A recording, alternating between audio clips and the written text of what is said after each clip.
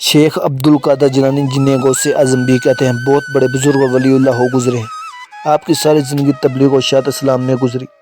بے شمار لوگوں نے آپ سے روحانی فیض حاصل کیا۔ آج بھی دنیا آپ کی تعلیمات سے فیاض ہو رہی ہے۔ آپ کو بچپن سے ہی علم حاصل کرنے کا بے پناہ شوق تھا۔ آپ نے ابتدائی تعلیم تو اپنے قصبے جیلان ہی سے حاصل کی، لیکن دین کی اعلیٰ تعلیم حاصل کرنے کے لیے بغداد جانا پڑتا تھا۔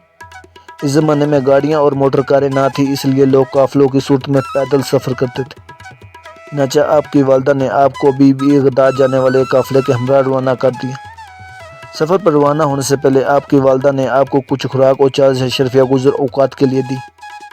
آپ کی والدہ نے یہ اشرفیہ آپ کی قمیض کی تہ میں سی دی تاکہ محفوظ رہیں، اور چلتے وقت آپ کو خاص طور پر یہ نصیحت کی کہ بیٹا، ہمیشہ سچ بولنا اور جھوٹ کے قریب نہ جانا۔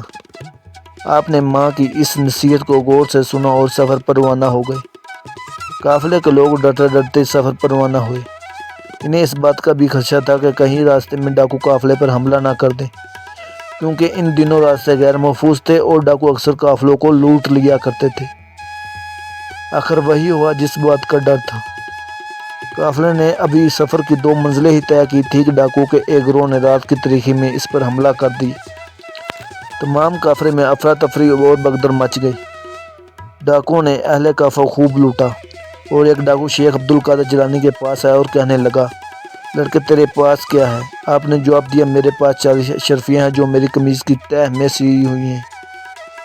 ڈاکو نے آپ کی اس بات کو مذاق سمجھا اور ہنستا ہوا آگے گزر گیا۔ اتنے میں ایک اور ڈاکو آپ کے پاس آیا اور وہی جو سوال کیا۔ آپ نے پھر وہی جواب دیا۔ وہ ڈاکو یہ جواب سن کر حیران ہوا اور آپ کو پکڑ کر اپنے سردار کے پاس لے گیا۔ ڈاکو کے سردار نے تعجب سے آپ کو دیکھا اور پوچھا، لڑکے سچ مچ بتا تیرے پاس کیا ہے؟ آپ نے وہی بات دہرائی۔ آپ کی یہ بات سن کر سردار کی حیرت کی انتہا نہ رہی۔ آپ نے اپنی قمیض کی تہ کو کھولا تو پوری 40 اشرفیہ زمین پر گر پڑی۔ اشرفیہ دیکھ کر سردار کی آنکھیں حیرت سے کھلی کی کھلی رہ گئی۔ اس نے آپ سے مخاطب ہو کر کہا، لڑکے تم نے سچ بول کر اپنا راز کیوں فاش کر دیا؟ حالانکہ تو وہ آسانی سے اپنی اشرفیہ بچا سکتا تھا۔ آپ نے جواب دیا، میری ماں نے مجھے نصیحت کی تھی کہ بیٹا ہمیشہ سچ بولنا، میں نے اپنی ماں کی نصیحت پر عمل کیا ہے۔ آپ کا یہ جواب سن کر سردار اس قدر متاثر ہوا کہ بے ساختہ اس کی آنکھوں میں آنسو آ گئے۔